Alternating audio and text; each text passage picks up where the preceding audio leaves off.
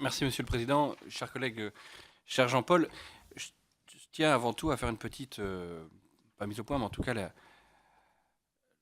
l'essence de cette présentation. Ça fait curieux quand même de voir un collègue siégeant normalement de l'autre côté de la table pouvoir s'exprimer ici sans être rapporteur d'un texte. Ce que j'ai pu observer depuis le début du mandat, c'est qu'on a quand même un sujet dans l'organisation de nos travaux et la relation qu'on peut nouer avec nos collègues du Parlement européen, quelles que soient les couleurs politiques d'ailleurs. Il faut savoir que sur ce texte du PAE, par exemple, le rapporteur était quelqu'un, un Français aussi, Gaston Franco, qui siège au PPE et qui est membre de l'UMP, avec lequel j'ai pu travailler en bonne intelligence durant les différents échanges qu'on a eus sur les positions que notre pays devait défendre sur ces questions. Moi, je suis ravi de pouvoir faire un point d'information sur ces thématiques. C'était aussi l'enjeu de ma participation en tant que membre de la Commission de développement durable à la Commission des affaires européennes, de pouvoir parfois, quand nécessaire, alerter les collègues sur ce qui pouvait se discuter, les avancées. Et je pense que la deuxième partie de l'exposé sur le programme LIFE correspond exactement à ce devoir d'information que moi je me suis assigné pour essayer de faire partager le maximum d'informations. Alors, je commencerai par donner une date. Donc, l'accord politique sur ce programme cadre a été non pas trouvé en juin, mais tout récemment. Je pense que le Parlement a voté en novembre ou décembre, ce qui avait d'ailleurs 21 ans. Voilà, donc c'est relativement récent. C'était la raison pour laquelle j'avais demandé de repousser une première fois cette audition. Donc les programmes d'action pour l'environnement ont contribué depuis 30 ans à l'élaboration du corpus juridique qui organise aujourd'hui les politiques environnementales communautaires. Vous savez que dans les différents sondages, c'est une des rares politiques qui soit sollicitée par les concitoyens et les compatriotes au niveau européen. Un des succès de l'Europe tient à sa politique environnementale, aux efforts que l'Union a contribué à mettre en œuvre dans de nombreux États membres, et en France en particulier, même si nous sommes sur différents dossiers, notamment les nitrates, la politique de l'eau, parfois un peu à la traîne. Les premières actions communautaires en faveur de l'environnement ont débuté en 1972, dans le cadre des 4 premiers programmes d'action. Durant cette période, près de 200 actes législatifs, fixant essentiellement des normes minimales à respecter par les États membres, ont été adoptés. Il s'agissait essentiellement de traiter de la gestion des déchets, d'émissions de polluants dans l'air, ou encore de la qualité des eaux. Ce n'est seulement qu'en 1992, avec le traité sur l'Union européenne, que le confère à l'environnement le rang de politique, ce qui explique aussi la prise de dimension de cette problématique dans les nombreuses directives, règlements qui nous sont soumis ici de manière régulière.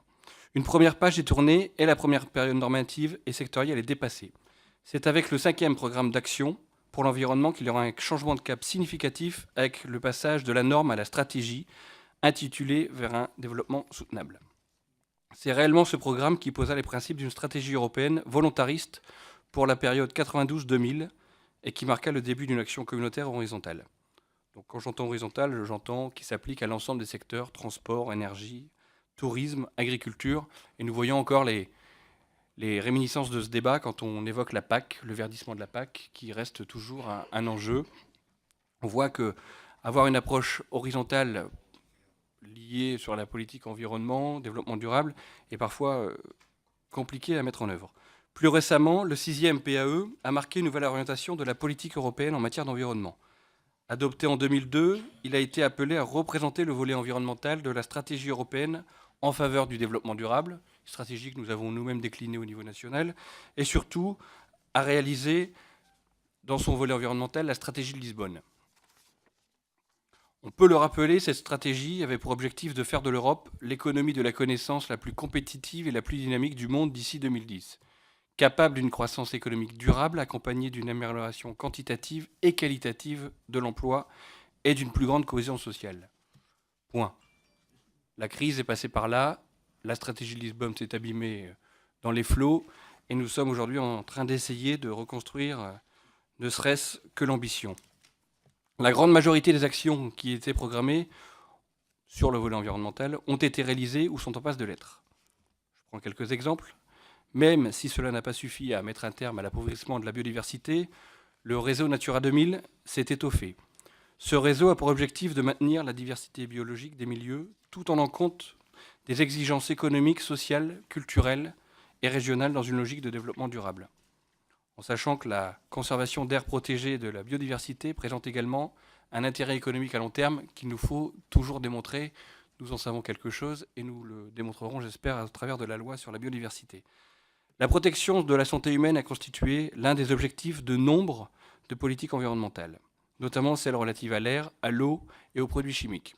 Vous vous souvenez peut-être des complications suite à la mise en œuvre du règlement REACH ou encore sur les normes d'émissions dont on discute assez régulièrement, notamment en région parisienne, suite aux problématiques de pollution de l'air. Le lien entre politique relative aux déchets et aux ressources a été renforcé. Les directives relatives à l'éco-conception et au recyclage se sont intensifiées, les progrès réalisés importants. Une contribution réelle a été apportée dans le domaine du changement climatique grâce à la fixation et à la mobilisation institutionnelle. C'est d'ailleurs grâce à cette mobilisation et à ces engagements que le paquet climat-énergie a vu le jour. 3 objectifs étaient alors fixés: diminuer de 20% les émissions de gaz à effet de serre, réduire de 20% la consommation d'énergie et atteindre 20% d'énergie renouvelable dans le bouquet énergétique d'ici à 2020. La France a d'ailleurs joué un rôle moteur dans la mise en œuvre de ce paquet, en tout cas dans son origine. Enfin, l'Union a confirmé ses engagements en faveur de la prise en considération de l'environnement dans ses relations extérieures. C'est ce qu'on appelle la diplomatie verte qui avait été initiée sous Lionel Jospin.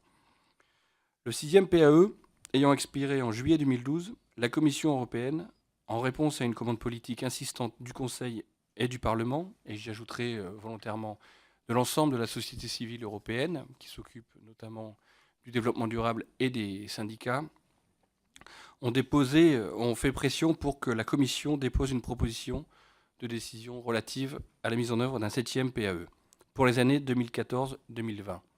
Je tiens à signaler que ce n'était pas l'envie et l'ambition de la Commission au départ. Donc il y avait une volonté de cesser cette démarche de programme cadre.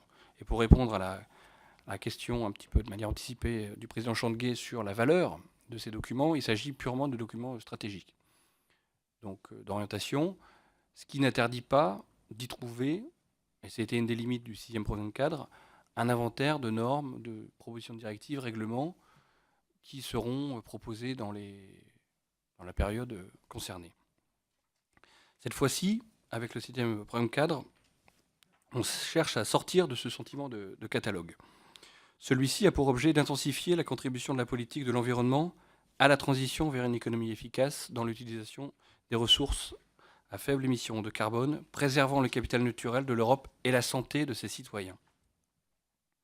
Le contexte économique et social de ce PAE est particulier. Il s'agit d'être ambitieux pour l'environnement sans obérer la compétitivité et le développement économique en Europe. Finalement, ce PAE adopté définit 9 objectifs prioritaires. 1. Inverser les tendances néfastes à la protection, à la conservation et à l'amélioration du capital naturel européen. Il faut savoir qu'on émerge foncièrement ce concept de capital vert à côté d'un capital classique qu'on connaît issu de ressources financières. Faire de l'Union une économie efficace dans l'utilisation de ses ressources, vertes, compétitives et à faible émission de carbone. On a d'ailleurs un document stratégique pour ceux que ça intéresse, qui s'appelle la feuille de route pour une économie décarbonée en Europe d'ici 2050, qui engage l'ensemble des partenaires européens, dont la France, ses régions, ses territoires, et qui, à mon sens, dans le même cadre que ces documents stratégiques, fait l'objet de peu de publicité, alors que c'est un élément important pour l'ensemble de nos secteurs, notamment du transport, pour pouvoir se mettre au niveau de la compétition internationale et européenne. 3. Protéger contre les pressions et les risques pour la santé et le bien-être liés à l'environnement. 4. Tirer le meilleur profit de la législation européenne. On a un sujet sur ce point. Vous savez que les législations communautaires environnementales sont celles qui sont le moins mises en œuvre, ou avec quelques difficultés. On a traditionnellement la politique du bâton, de l'amende, beaucoup de sanctions, très peu d'explications et très peu de tentatives d'aider les États qui ont quelques difficultés. J'ai moi-même essayé de porter le message au niveau du cabinet du commissaire en charge de l'environnement, lui expliquant que dans certains États, il y avait un réel problème de compétences, ne serait-ce qu'en nombre de fonctionnaires pouvant être dédiés à ces tâches, et que la Commission devait aussi, dans le cadre de ses réflexions, d'études d'impact, devoir prendre en considération cet élément. Cinquième élément, perfectionner la base de connaissances qui étaye la politique de l'environnement, garantir la réalisation d'investissements à l'appui des politiques environnementales et climatiques et assurer des prix justes, à savoir des prix qui englobent ce qu'on appelle les externalités, les pollutions, qui aujourd'hui ne sont pas compensées dans de nombreux domaines. Enfin, mettre davantage les politiques environnementales en cohérence, et là je parle par exemple de la politique protection de l'eau, de la PAC, on a peu de ponts entre les divers instruments, renforcer le caractère durable des villes européennes et accroître l'efficacité de l'Europe dans la lutte contre les problèmes qui se posent au niveau régional et mondial, notamment climatique. Vous savez que les changements climatiques auront un impact sur la sécurité de notre continent et sur les mouvements migratoires, avec un développement d'une nouvelle catégorie de réfugiés qu'on nomme les réfugiés climatiques, qui sont aujourd'hui peu des apatrides, car on n'a pas de statut juridique pour ce type de réfugiés. Et il faudra que l'Union, la France, puisse se doter de réponses juridiques et d'instruments juridiques pour pouvoir accompagner ces changements qui ne manqueront pas d'arriver, quels que soient les discours politiques qu'on peut tenir. On sera confronté demain, à mon sens, à des vagues de migration qui sont liées au changement climatique. Ces orientations reprennent les objectifs de développement durable établis à la conférence des Nations Unies de Rio+20 dans les domaines du climat, de la gestion de l'eau et de la biodiversité. L'adoption récente de ce 7e PAE ne doit cependant pas nous exempter d'une analyse critique de la conception, de la coordination et de la mise en œuvre des politiques environnementales européennes. Le problème n'est pas tant le manque de normes ou de législation environnementale que l'absence de leur application. Les textes existent, il ne manque que parfois la volonté politique pour les faire appliquer, et j'ajoute les moyens. Le texte met donc l'accent sur la nécessité de respecter scrupuleusement les textes en vigueur à venir. Il en va non seulement de l'efficacité globale de l'arsenal réglementaire européen, mais de la crédibilité des institutions. Cette exigence se heurte à la réalité. Les États membres rencontrent des difficultés techniques ou matérielles, comme j'ai pu l'évoquer auparavant, plus aiguës encore en période de crise et de restructuration, pour transposer et appliquer l'ensemble de ces règles en vigueur, ce qui conduit à de trop nombreuses infractions. Il convient d'imaginer un système plus constructif de prévention des contentieux à travers 3 mesures. N'édicter que des normes applicables, en évitant la micro-réglementation. Mettre en place des jumelages entre États membres avancés et États membres plus à la traîne en matière de respect de l'environnement. Constituer des équipes d'inspection environnementale mixtes entre les services de l'Union et les services nationaux des États membres afin de pouvoir respecter et de faire respecter l'application dans un système qu'on appelle, en bon français, le peer review. Ces mesures proposées doivent permettre une plus grande application des textes et un meilleur respect des directives adoptées. La société également doit aussi mieux s'approprier les questions environnementales. Au niveau national, la défense de nos intérêts pâtit souvent du défaut d'influence de notre pays à Bruxelles, notamment d'un manque de coordination, d'une part entre parlementaires européens et entre parlementaires nationaux et européens. Nous avons récemment encore pu faire le constat lors de la constitution des listes européennes françaises pour les prochaines élections. Nous en sommes encore à réfléchir sur le thème de la compétence ou récompense. C'est un sujet sur lequel nous ne sommes pas aptes à nous prononcer, mais qu'il faudra à terme pouvoir considérer. Ensuite, pour mettre plus facilement au cœur des débats publics ces sujets pour la résonance du texte, que ce puisse aller au-delà du public cible, il est nécessaire que les thématiques écologistes s'extraient d'un certain entre-soi. Nous avons un problème sur ces thématiques, notamment quand il convient de parler de la thématique santé environnementale. Les problèmes environnementaux doivent être concrets et aller au-delà du lointain dérèglement climatique ou de l'extinction d'espèces protégées plus ou moins exotiques. Il doit se focaliser sur des problèmes réels qui touchent le quotidien de chacun des citoyens. La santé est un bon exemple, l'emploi aussi. Par ailleurs, la portée générale de ce 7e PAE offre une chance pour réorienter notre modèle économique vers la compétitivité et la croissance verte. La valorisation économique de l'environnement constituerait une véritable révolution conceptuelle et en son cœur, la rémunération des services environnementaux. Je reviens ici à la notion de verdissement de la PAC. Cette marche vers l'économie verte est le seul moyen pour les sociétés avancées de sortir par le haut de la crise environnementale qui touche notre continent et la planète, et ainsi de rassurer les opinions publiques en combinant à la fois un objectif de protection de l'environnement, des espaces de vie, et des questions liées à l'emploi. Cette réorientation générale doit permettre d'amorcer un New Deal environnemental en faveur de la croissance verte, mais aussi de l'emploi vert. Prenons l'exemple des énergies renouvelables. En plus d'une valeur ajoutée environnementale, elles fournissent un plus grand nombre d'emplois par kilowattheure, produit que ne pourraient ne le faire certaines énergies, nucléaires ou fossiles par exemple. C'est cette valorisation de l'action environnementale au quotidien qui doit être appuyée pour permettre une plus grande prise de conscience de la société. La mutation vers de notre système économique au niveau européen passe par plusieurs politiques clés. Le semestre européen. Il s'agit du cadre dans lequel les États membres alignent leur politique économique et budgétaire sur les règles et les objectifs arrêtés au niveau de l'UE. C'est dans cette négociation que des orientations environnementales doivent être décidées, en commun, donc partagées, notamment par les parlements nationaux. Les politiques sectorielles, comme la politique industrielle, la politique agricole commune, la politique commune de la pêche ou les fonds structurels. La réorientation de la PAC va d'ailleurs dans ce sens. Elle permet d'orienter les budgets européens vers des mesures plus environnementales et moins polluantes. Enfin, la négociation climatique. Au niveau international, la voix de l'Union doit porter, mais surtout être une. Il faut que l'Europe renforce son poids dans des négociations et réussisse à entraîner autour d'elle d'autres pays. Ceci afin d'orienter et d'influencer grandement les négociations mondiales. L'action pour le climat peut être considérée comme un dossier chapeau, couvrant pratiquement l'intégralité des 9 axes prioritaires, dont j'ai évoqué le contenu un petit peu plus tôt. C'est d'ailleurs en la matière que la commission Barroso II peut se targuer de l'un de ses bilans les moins contestés, ne serait-ce que par la mise sur pied d'une DG dédiée à l'action climatique. Pour faire rebondir l'action de l'Union en faveur du climat, il me semble préférable de mettre en perspective 3 des projets constructifs. Première idée, sur la période de programmation budgétaire 2014-2020, 20% des crédits communautaires seront alloués aux politiques climato-compatibles. Il importe que la Commission européenne explique quel gisement elle compte exploiter pour appliquer cette mesure, en identifiant clairement des filières éligibles.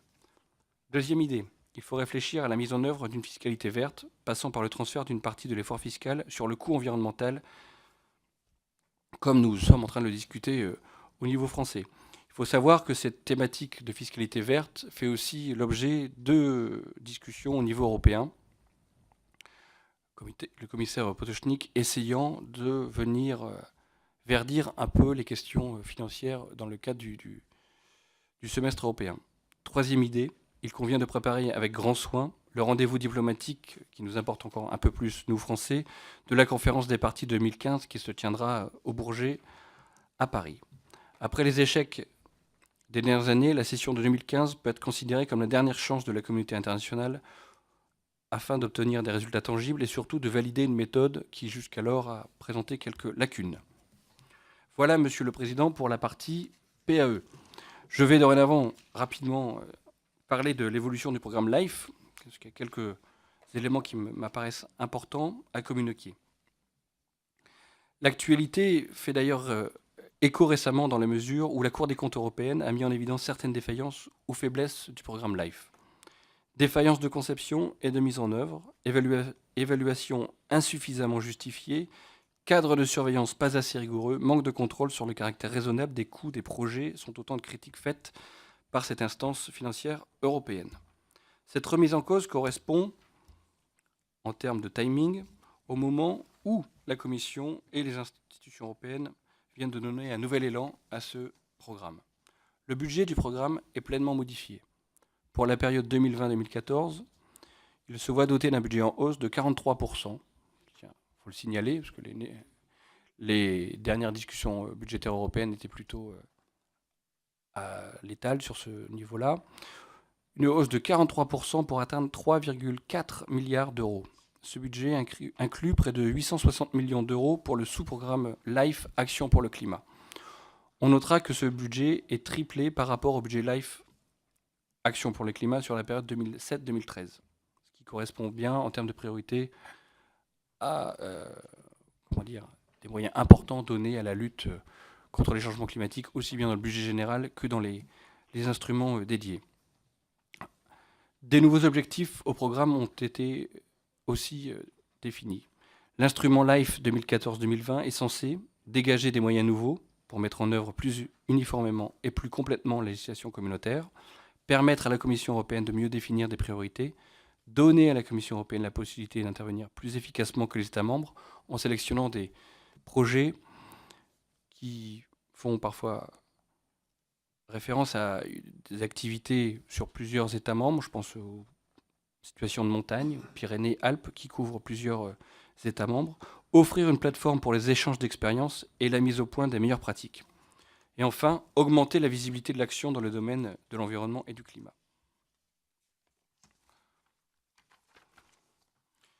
Le fonctionnement et le financement du programme LIFE sont aussi optimisés. L'accord prévoit des taux de cofinancement en progression par rapport à LIFE, plus différenciés selon les différents types de projets. 75% pour les projets habitat et espèces prioritaires, 60% pour les projets intégrés et projets nature et biodiversité, et enfin 55% pour les autres projets. Quel impact pour la France ? Cette nouvelle orientation du programme LIFE permet aussi de nouvelles avancées significatives pour la France. Premièrement, une importance singulière est accordée aux projets consacrés à la conservation de la nature et de la biodiversité, en vue notamment de développer le réseau Natura 2000. 55% des crédits LIFE lui seront alloués entre 2014 et 2020, avec un taux susceptible de monter à 65% si nécessaire, au lieu des 50% jusqu'à présent. Il deviendra possible, dans ce cadre, de financer des actions de meilleure pratique. Deuxièmement, les politiques et les territoires d'outre-mer seront dorénavant éligibles aux aides du programme LIFE, ce qui revêt une grande importance. Compte tenu de leur richesse naturelle, la biodiversité représente un enjeu majeur pour ces territoires et pour la France. Enfin, les ONG attendaient beaucoup de cette mesure car les projets qui sont menés dans les territoires des DOM-TOM, notamment dans les DOM-TOM français, manquent cruellement de financement. Voilà pour ce point rapide sur le programme LIFE. Et je pense avoir atteint mon quota de minutes.